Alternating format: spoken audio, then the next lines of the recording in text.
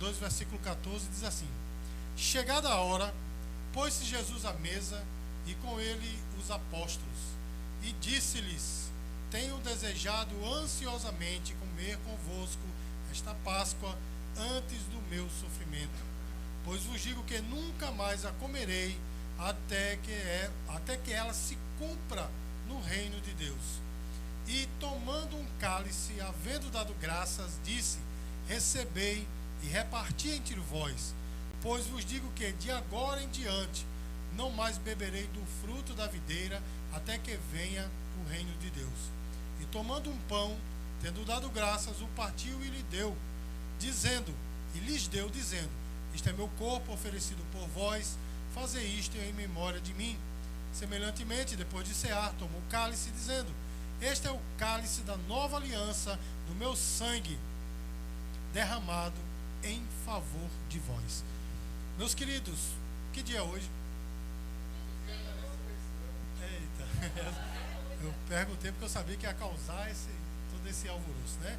Irmãos, hoje é o dia do Senhor, né? Mas é conhecido como o domingo de Páscoa, né? Domingo da ressurreição. Ano passado, irmãos, eu foquei justamente na ressurreição do Senhor, mas hoje eu quero focar na Páscoa. Tem coisa melhor do que a Páscoa, irmãos? Tem coisa melhor do que a Páscoa? Porque tá todo mundo com medo de falar, mas é verdade, a Páscoa é bom, né, irmão? Você gosta de receber um ovinho de Páscoa? Quem gosta? Quem gosta de chocolate? Né? Meu irmão, se deixar, eu vou triplicar o peso com o chocolate da Páscoa, né? Porque realmente é bom. É ou não é, irmãos? E todos nós sabemos que existe o coelhinho da Páscoa, coisa linda, né? Aquele coelhinho. Eu vi um vídeo que Natan me mostrou sobre o coelhinho da Páscoa, lindo, né? Ótimo. Mas, irmãos, eu pergunto a você, o que é que chocolate e coelho tem a ver com a Páscoa? O que é que tem a ver, não é? E eu pergunto mais, o que é que tem a ver a Páscoa com o cristianismo? Ah, pastor, tem muita coisa, porque é celebrado e tal. Pessoas por aí, irmãos, deixa eu só explicar aqui o símbolo, né, do coelho, né, tem a ver com a facilidade de reprodução. O cristianismo se reproduz, né? O ovo seria a questão da vida e tal. Mas o que é que isso tem a ver com a Páscoa de verdade? Irmãos, as pessoas costumam fazer muitas coisas, tem muitas tradições, mas não sabem o que são as coisas de verdade. Os irmãos estão entendendo, irmãos? Fazem as coisas sem questionar, sem saber o que é de verdade. O que é a Páscoa de verdade, irmãos? A Páscoa hoje está muito confusa, porque tornou-se apenas um feriado em que as pessoas elas saem de suas casas e trocam um presente de chocolate. E está envolvido aí, meu irmão, também o mercantilismo, né, irmãos? Porque deixa eu perguntar para os irmãos, quem sabe aqui quanto é uma barra de chocolate? Bom, uma barra em média R$6. Quanto é um ovo de Páscoa?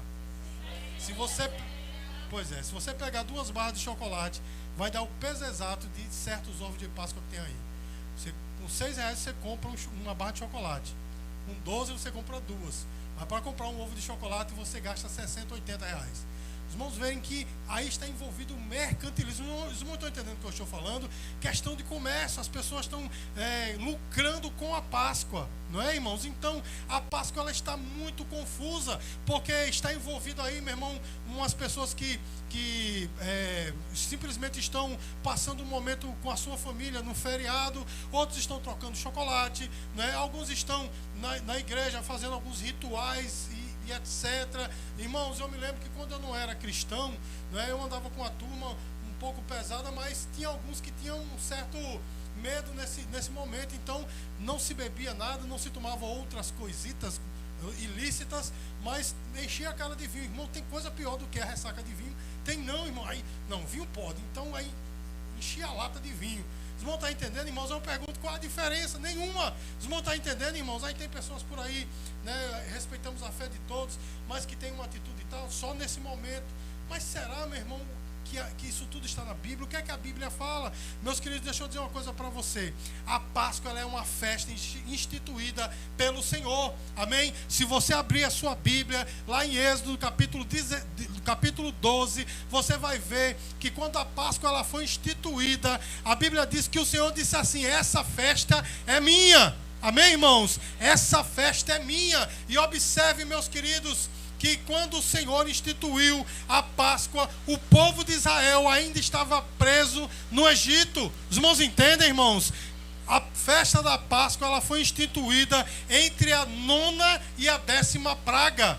É o que, pastor? Eu vou repetir para os irmãos. A festa da Páscoa, ela foi instituída logo após a 9ª praga e antes da 10ª. E os irmãos sabem que a 10ª praga, ela era a morte dos primogênitos. Não é assim, meu irmão? A última em que o povo conseguiu se libertar. Mas Deus disse, essa festa vocês vão fazer estando presos, mas como se fossem livres. Você pode dizer glória a Deus por isso, irmãos? A Páscoa, ela representa a libertação de Israel no Egito. Os irmãos entendem, irmãos?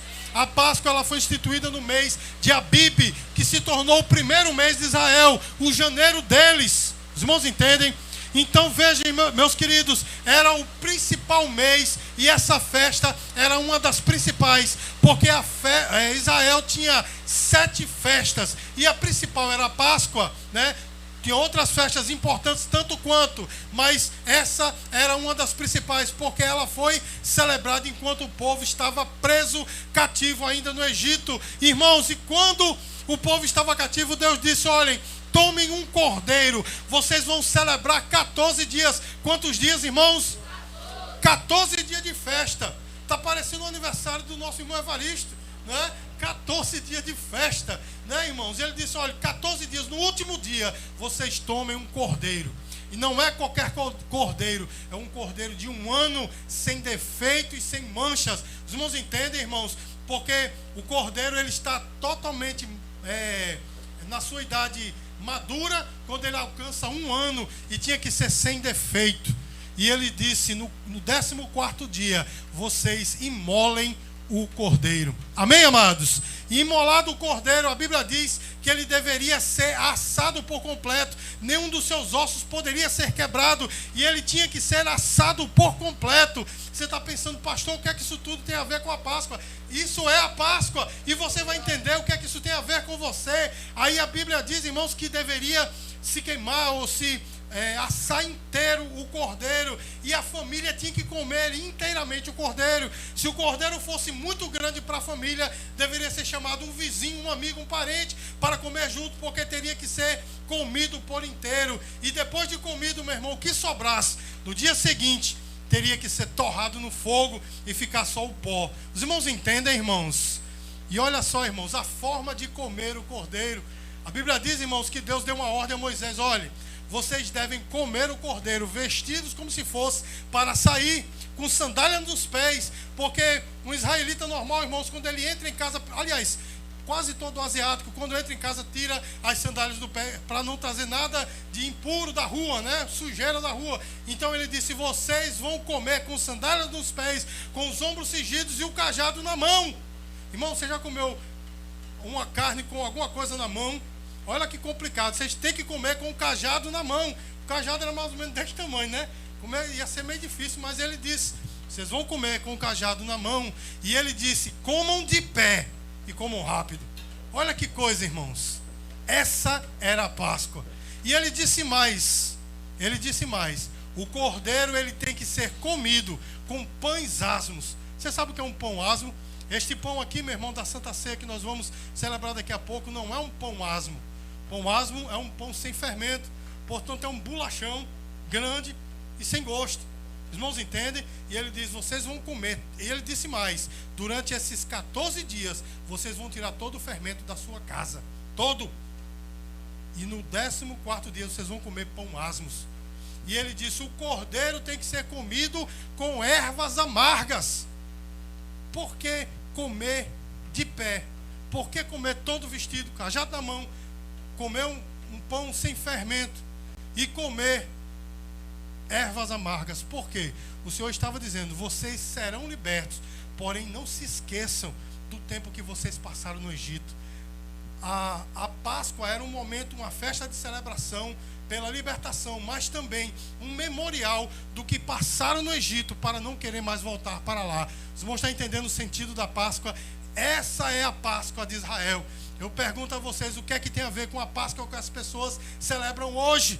Irmãos, olha, eu sei que uma mensagem como essa é impopular. Eu falei hoje de manhã que muitas vezes, né, quem é apologeta de verdade, né, quem é um biblicista, ele não é popular, porque vai de encontro à crendice popular que as pessoas creem por aí, mas eu não posso me furtar de falar a verdade, meus amados.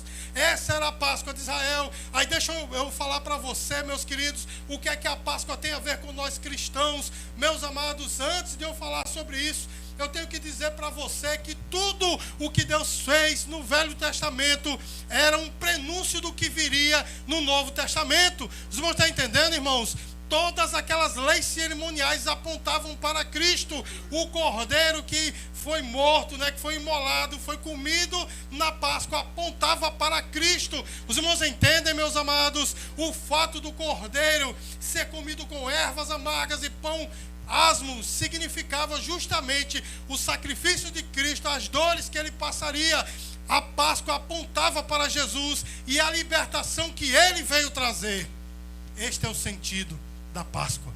Amém, amados? Mas aí as pessoas perguntam, geralmente me perguntam: pastor, é lícito um cristão celebrar a Páscoa? Na Bíblia não tem um mandamento: não celebrarás a Páscoa. Portanto, irmãos, a Bíblia ela não nos proíbe de celebrar a Páscoa, porém deveríamos celebrá-la da maneira correta. Os irmãos entendem, irmãos?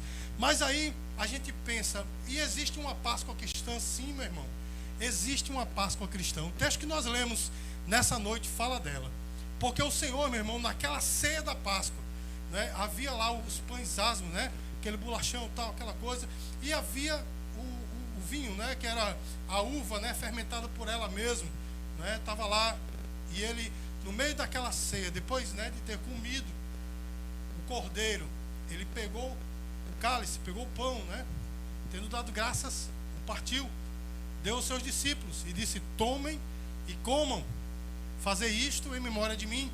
Depois pegou o cálice e disse: este é o cálice da nova aliança, tomem e bebam em memória de mim. E ali, irmãos, o Senhor estava instituindo a nossa Páscoa. Irmãos, sabe qual é a Páscoa do cristão? A Páscoa do cristão é Jesus. Essa é a Páscoa do cristão. Porque, irmãos, aquele cordeiro que foi morto lá no Velho Testamento, significando a Páscoa, a libertação, esse cordeiro ele foi morto de fato uma única vez pelo meu e pelo teu pecado.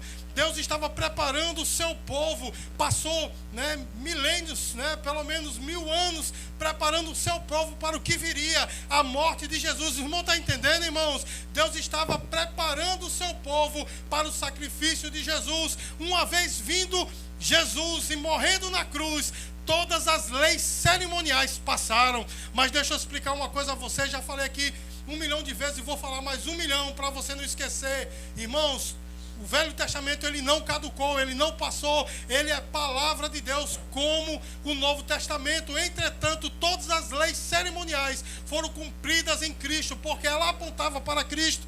Uma vez Cristo entregando a sua vida, não é mais lícito um cristão celebrar essas festas. É inútil. Você pode celebrar, mas não serve para nada. Você está entendendo, meu irmão? Porque você já tem o cordeiro. As festas do Velho Testamento, meus amados, elas eram o tipo, ou seja, o cordeiro era um tipo de Cristo. Mas uma vez vindo Cristo, ele é o antídoto, ele é o verdadeiro. Deixa eu dizer uma coisa para você. Quando João viu Jesus logo após o seu batismo, no dia seguinte, ele viu Jesus passar, e ele disse uma coisa que é muito importante para mim e para você. Ele disse: eis o Cordeiro de Deus que tira o pecado do mundo. Porque o Cordeiro do Velho Testamento tinha duas coisas diferentes de Jesus. O Cordeiro do Velho Testamento não era o Cordeiro de Deus. Foi ordenado por Deus, mas era dado pelos homens. Os homens entregavam aquele Cordeiro para o Senhor. Os irmãos entendem o que eu estou falando? Era a lei das primícias, era a lei dos primogênitos, melhor dizendo. Então, aquele cordeiro, irmãos, ele simplesmente, né, ele era dado pelos homens. E ele não apagava os pecados, ele cobria os pecados. Até o próximo ano, quando era necessário novamente celebrar a mesma Páscoa. Os irmãos estão entendendo? Mas a Bíblia diz que João Batista, ele diz: eis o Cordeiro de Deus. O Cordeiro que foi dado por Deus para a justiça dele, em favor de nós. É o Cordeiro de Deus, morto uma única vez, porque o seu sangue foi totalmente suficiente para pagar a dívida que era nossa, a dívida do pecado, e essa dívida ela foi anulada na cruz do Calvário. Diga glória a Deus, igreja. Irmãos, Jesus, ele é o Cordeiro de Deus, e na celebração da última ceia, ele instituiu a nova Páscoa. A nova Páscoa é ele mesmo. A nova Páscoa é ele mesmo. E a Santa Ceia, ela representa a nossa celebração da nossa liberdade. A liberdade que Cristo nos deu, que os nossos pecados foram apagados, os pecados passados, os pecados presentes, inclusive os pecados futuros. Todos eles estão pagos pelo sangue de Jesus, que é suficiente para pagar a nossa dívida. E Jesus, ele instituiu a ceia, irmãos. Talvez o irmão não tenha noção da importância dessa celebração. Nós recebemos sempre com muita alegria, porque o Evangelho é alegria, porém recebemos com muita reverência, com muita gratidão no coração, porque ela representa o sacrifício de Jesus. O pão que nós partimos e comemos e o engolimos e o deglutamos, de fato, irmãos, representa o corpo do Senhor, o corpo que sofreu, mas foi ressuscitado. Diga glória a Deus, irmãos. E o suco de uva, que nós chamamos de vinho, ele passa a representar o sangue de Jesus, que foi suficiente para pagar os nossos pecados. Então, irmãos, essa representação aqui é uma representação do próprio Cristo que habita em nós. Jesus é a nossa Páscoa. Vou dizer de novo, os irmãos não entenderam. Jesus é a nossa Páscoa, meus queridos. Então celebrar a Páscoa não é errado, não é pecado, porém é inútil, meu irmão, porque a Páscoa já está em mim, a Páscoa já está em você. Jesus morreu por você, você foi liberto do Egito. Essa celebração apenas celebra a nossa liberdade. E a Bíblia diz, irmãos, está na palavra, o apóstolo Paulo escreveu que quando nós tomamos a ceia, nós estamos anunciando a morte do Senhor até que Ele venha, mas também nós anunciamos a sua ressurreição. Diga glória a Deus, porque nós não celebramos a um Deus morto, a um Deus que foi apenas um mártir, mas nós adoramos a um Deus que é vivo, que ressuscitou. Um Deus, irmãos, que, como os jovens cantaram aqui, a morte não segurou. Irmãos, que coisa tremenda. A morte não se segurou. Eu fico encantado com essas coisas. Me perdoe, irmãos. Não consigo falar da graça sem me emocionar, porque a morte não segurou. O inimigo mais poderoso do homem não segurou. Por quê, irmãos? O homem, ele vence todas as coisas. Não é, meu irmão? O homem pode viver a vida inteira encarcerado, apanhar a vida inteira, mas ele supera isso. Ele vai ter traumas, mas até os traumas ele supera. Mas a morte não. Mas a morte não conseguiu vencer Jesus. Diga glória a Deus, meu irmão. Esse é o Deus que nós servimos. Irmãos, e para mim é um pouco difícil falar dessa graça sem me emocionar. Porque de fato, irmãos, quem morreu na cruz não foi o homem. Eu tenho que parar com isso.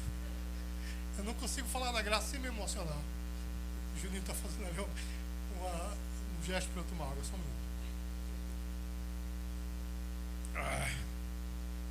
Meus amados, quem morreu na cruz foi Jesus, o Deus Todo-Poderoso, Criador de todas as coisas. Ele não precisava morrer. Deixa eu dizer uma coisa para ele, irmãos. Deixa eu dizer uma coisa para os irmãos. Para ele, irmãos, morrer não foi sacrifício. Como assim, pastor? Não, ele fez voluntariamente. Ele não fez obrigado. O Pai não o obrigou. Os irmãos entendem, irmãos? Porque o Pai também estava nesse sacrifício. Eles são um. Os irmãos entendem? A Bíblia diz assim, que o nosso irmão Jonatas citou esse versículo: ao Pai agradou moê-lo, não porque queria fazê-lo enfermar, não porque queria fazê-lo sofrer, mas por nossa causa. Os irmãos entendem, irmãos? Ele foi voluntariamente, ele não precisava morrer, porque ele não morreu pelos seus pecados, ele não tinha pecado, ele morreu pelos meus pecados, pelos seus pecados. porque se ele não morresse na cruz, a humanidade estava perdida.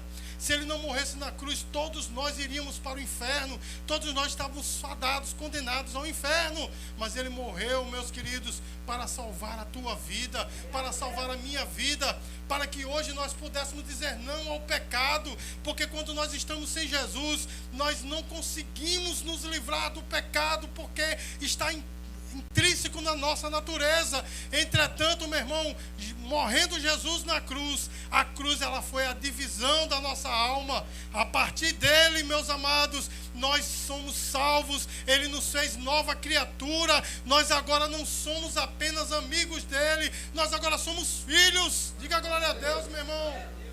Nós não somos mais criaturas, somos verdadeiramente seus filhos. João capítulo 1, versículo 12. Mas todos quanto receberam, deu-lhes o poder de serem feitos filhos de Deus, a saber, os que creem no seu nome. Agora nós somos filhos, porque ele morreu por nós.